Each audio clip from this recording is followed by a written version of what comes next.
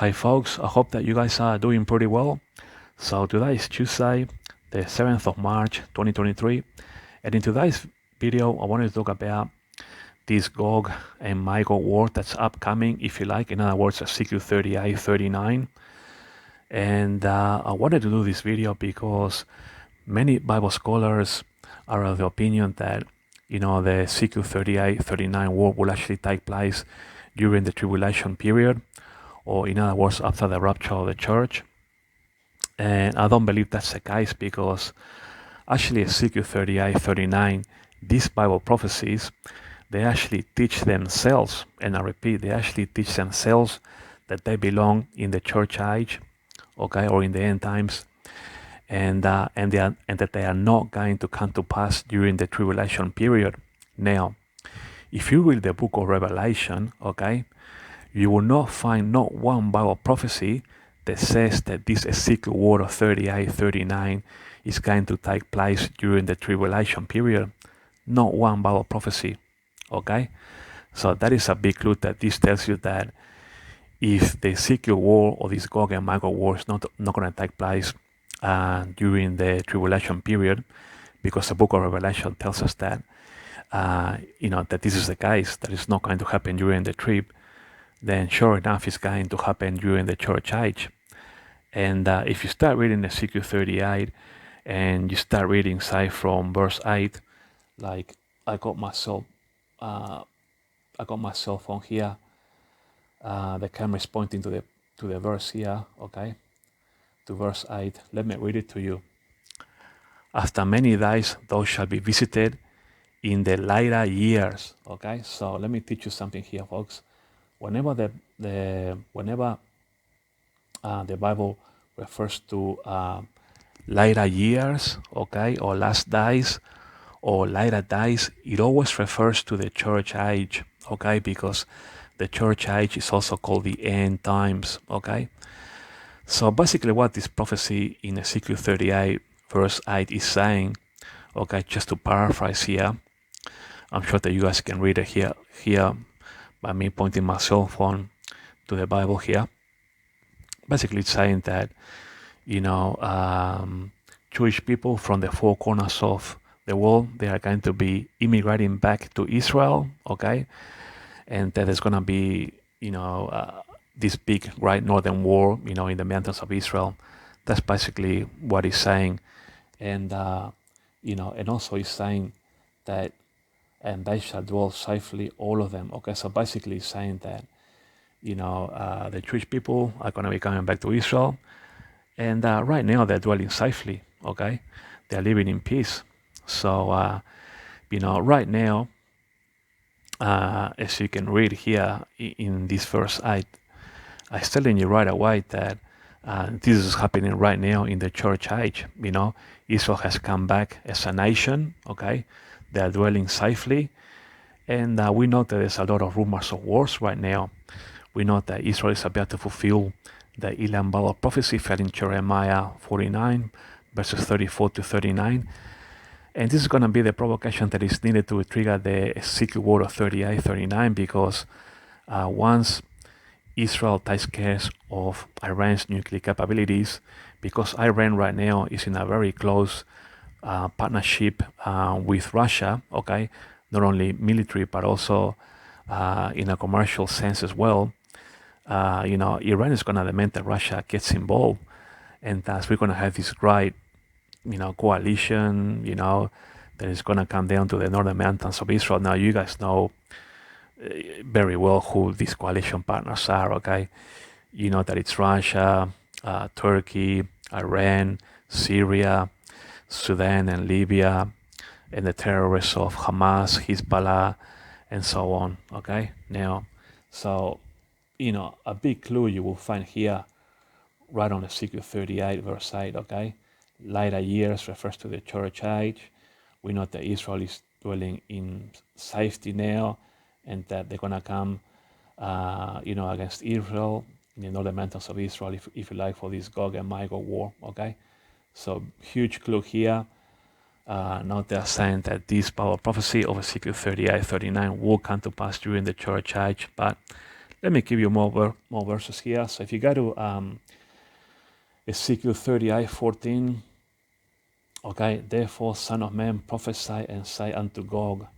Gog is right now Vladimir Putin, okay? He's a leader of Russia. Thus saith the Lord God, in that day when my people of Israel dwelleth safely, thou shalt not know it. Okay, so in other words, he's saying, you know, you know very well, Vladimir Putin, that Israel right now is, you know, the people in Israel or the Jewish people are dwelling there very safely. Okay, so it's building up the context. Okay, so once you start reading the context, there is a build up here. Okay, so we know that Israel right now is dwelling in peace. Okay, they're a very powerful nation. We know that the war is going to happen in the northern mountains of Israel. Okay, so if we go down a little bit further, okay, we go to Ezekiel 38:16, and thou shalt come up against my people of Israel, as a cloud to cover the land. It shall be in the later days. In other words, at the end of the church age, basically, in which we are right now, and I will bring thee against my land, that the heathen might know me, when I shall be sanctified in thee, O Gog, before their eyes. Okay? Now, if you read the whole context of Ezekiel 38, okay, it's basically telling you that it's going to happen during the church age. Okay, it's already mentioned uh, later, later years twice, okay, and we know that you know, the big clue is that Israel right now is, you know, the Jewish people are living in safety. Okay, they have come back. You know, the Jewish nation has been born. They have come back for the four corners of the world, if you like. A lot of Jewish people have immigrated back into Israel. So the whole context, folks, it's all common sense that it's going to happen during the church age. We got all the clues here. All the whole context of Ezekiel 38 is a build-up that is going to happen during the church age. Okay, and to add to this, there's going to be a revival. That's right. Contrary to what many Bible scholars think, they think that there's not going to be a revival. That's not true. There is going to be a big time revival at the end of the Ezekiel war, when God glorifies himself. Okay? So, and it's not me saying it, it's a prophecy. So if you read Ezekiel 38, verse 16, okay? And it says, and I will bring thee against my land, that the heathen might know me, when I shall be sanctified in thee, O Gog, before their eyes. Okay? So, you know, the heathens, they will know that God is going to, you know, be glorified by defeating this great northern army. Okay? Because also, if you read here in Ezekiel 38:23, okay, it says, thus I will magnify myself and sanctify myself, and I will be known in the eyes of many nations, and they shall know that I am the Lord. Okay, sorry about the focusing of the cell phone here, is having a few issues. So what's happening is whenever I use my pen, it seems to be having issues with the focus. Okay, so if you read Ezekiel 38:23, okay, it says, thus I will magnify myself and sanctify myself, and I will be known in the eyes of many nations, and they shall know that I am the Lord. Okay, now, if God is going to glorify himself, according to Ezekiel 38:23, and also according to Ezekiel 38:16, okay, how it says, sanctify in thee, O God, okay, how can people think that this is going to happen during the tribulation period, when God cannot glorify himself during the tribulation period, whilst at the same time he's allowing the Antichrist to rule for the next 7 years? Now, when you read the book of Revelation, okay, let us go to the book of Revelation so that I can make a point, okay? Have a look at the book of Revelation, folks. What is the book of Revelation about? It's all graph. All graph, folks. You find me one Bible prophecy. Find me one Bible prophecy in the book of Revelation where God glorifies or sanctifies himself, like it says in Ezekiel 38:16 and in Ezekiel 38:23. Okay? Find me one Bible prophecy where God is sanctifying and glorifying himself. Not one Bible prophecy, not one you will find it throughout the whole book of Revelation saying that God is going to sanctify himself or glorify himself. Okay? Not one. As a matter of fact, the whole book of Revelation is actually about the wrath of God. Okay?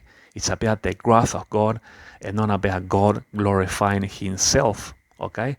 So that tells you right away that the prophecy of Ezekiel 38:39 cannot happen during the tribulation period, because there is not one Bible prophecy that says that God is glorifying himself or sanctifying himself throughout the whole book of the book of Revelation, if you like.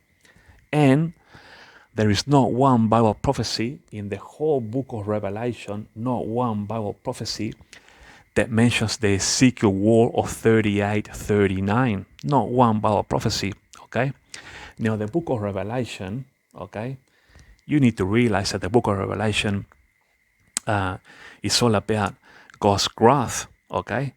The book of Revelation tells us precisely what's going to happen during the tribulation period, and also it tells us a little bit as well of what's happening or what's going to happen during the Millennium Kingdom as well. So can you see now how Ezekiel 38:39 will happen and will come to pass, okay, during the church age? Okay, let's go back to good old Ezekiel here. And I studied this very carefully, folks, and I've done at least 60 videos to edify the church on this, okay? Now, just regarding the two witnesses, if you like, which I strongly believe Moses and Elijah, I did many videos on this. And so this leads me then to talk about the Third Temple Bible Prophecies. Okay, you will find it in Isaiah chapter 2. Okay, Isaiah chapter 2, verse 2 and 3. Okay, and it shall come to pass in the last days. Huge clue here. Okay, so I told you before, whenever the Bible talks about last days or later years, okay, or later days, it always refers to the end times or the church age, okay?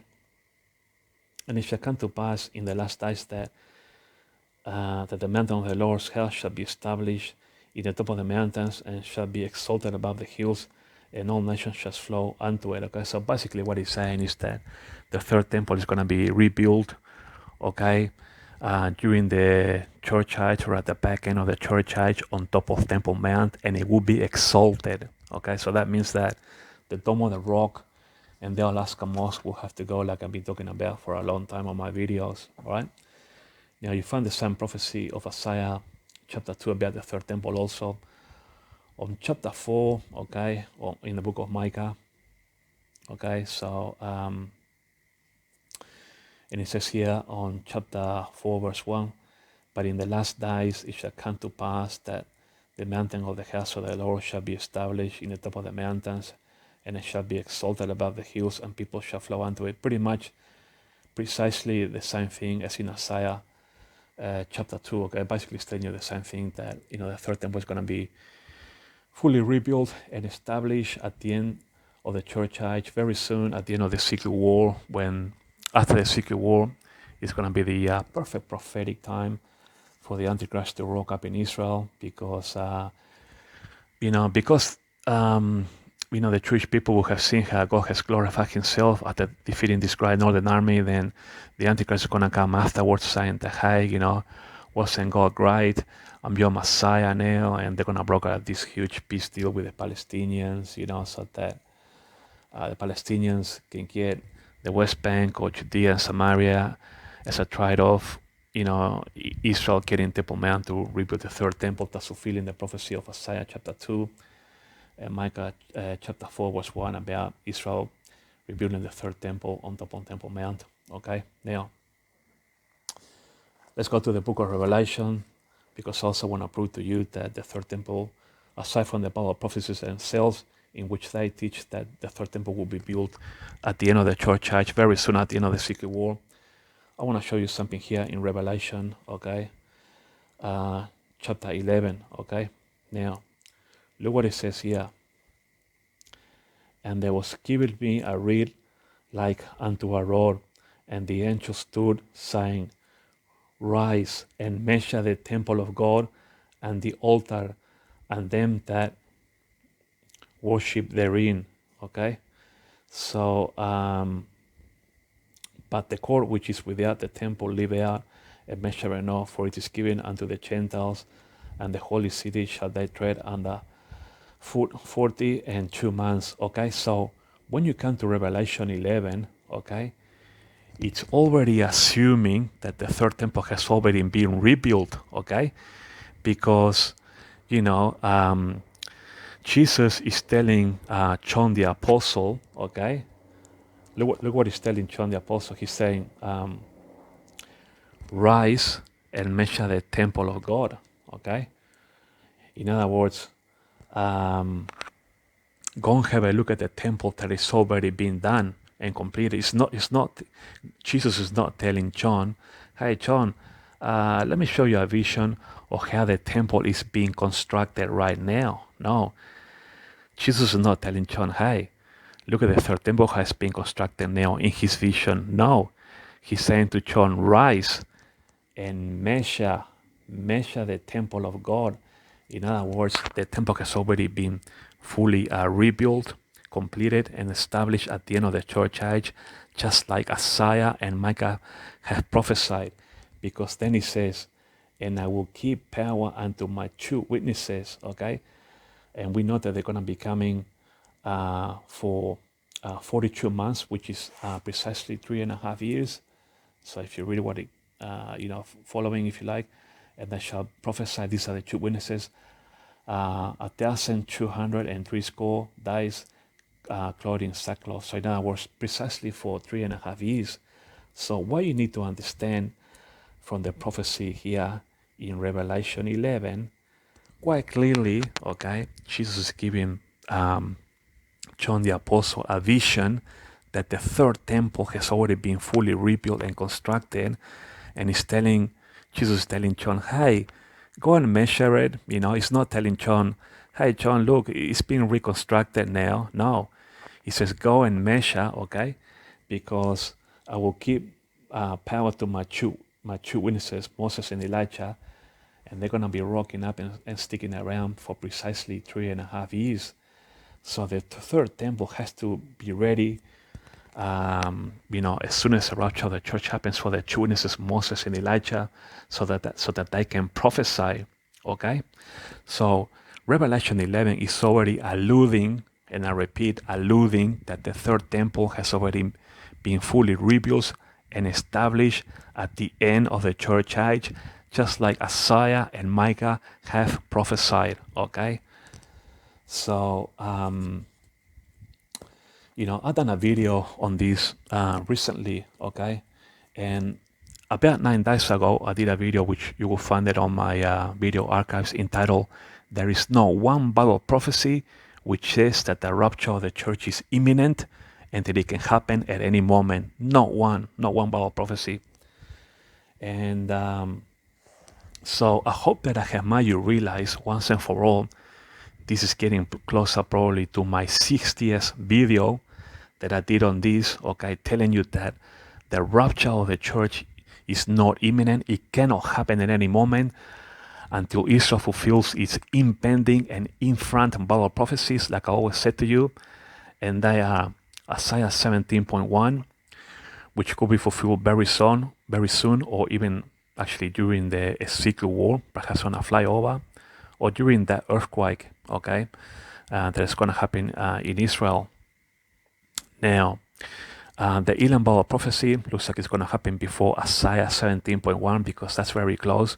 We're hearing on the news that Israel is prepared now to bombard or to eliminate Iran's nuclear facilities. Okay, this in turn is the provocation that is needed to trigger the Ezekiel war, which will happen in the church age. Okay, just might you realize on top of my video that the prophecies of Ezekiel 38, 39 clearly teach themselves that they are latter days, or that they belong at the end of the church age that will come to pass very, very soon.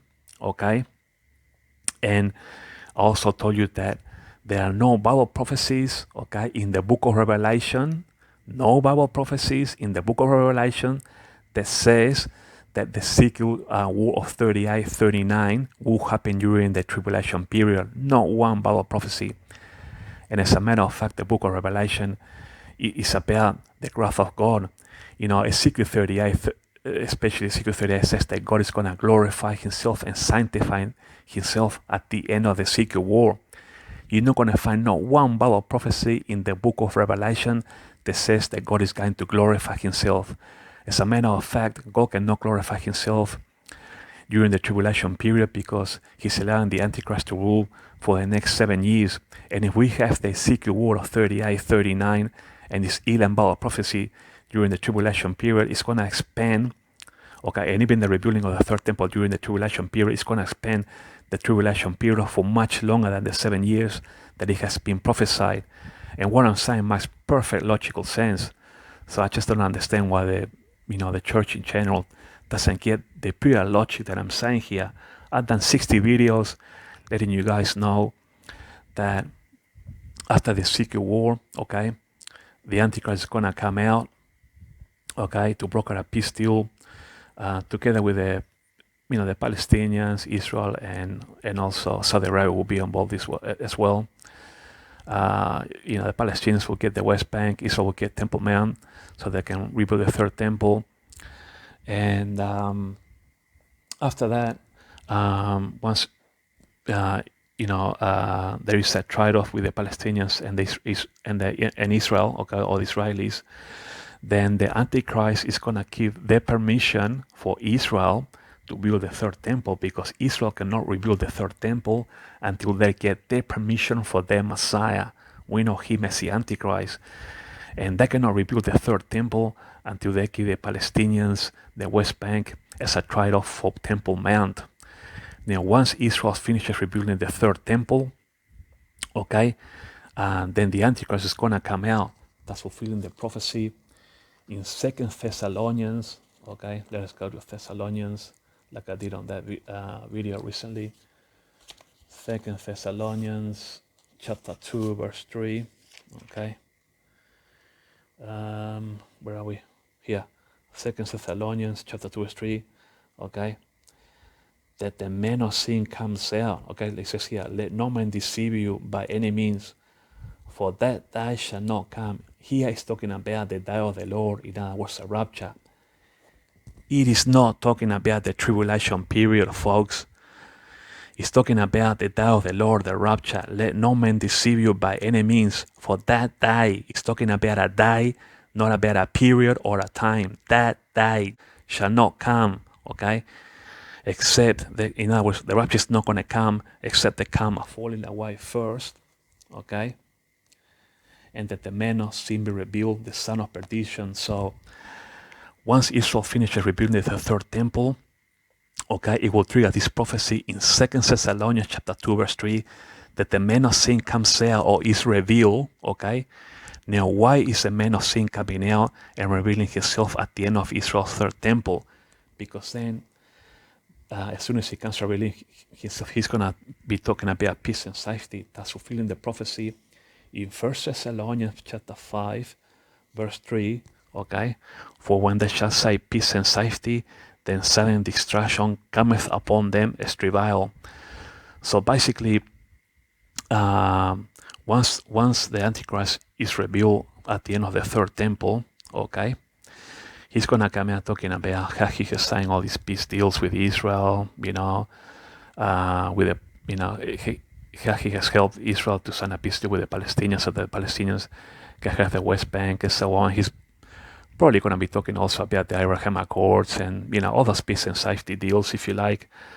Okay, and then bang, as soon as once he's done with his speech, talking about peace and safety and so on, immediately after that, bang, rapture of the church. Okay, folks. So yeah, I've done about 50 videos talking about this. I keep all this roughly about 2 years before the rapture, because don't forget that, you know, the Dome of the Rock and the Alaska Mosque will need to be demolished in order to make room for the third temple. So it's gonna take a little while, folks. You know, perhaps my feeling on this is probably in the early months of 2025. Although I'm not setting a date, but I think that the rapture of the church is at least 2 years away. So we need to occupy and redeem the times whilst we are here. So I have made you realize that, you know, Ezekiel teaches, Ezekiel 38, 39, that they are prophecies that will come to pass during the church age. Alright, folks, without keeping this video any longer, you might want to rewind back to hear some of the things that I've said. Everything that I said makes perfect logical sense, and we are not going to get out of here until Israel finishes the third temple. Thanks for watching, folks, and I'll talk to you guys later.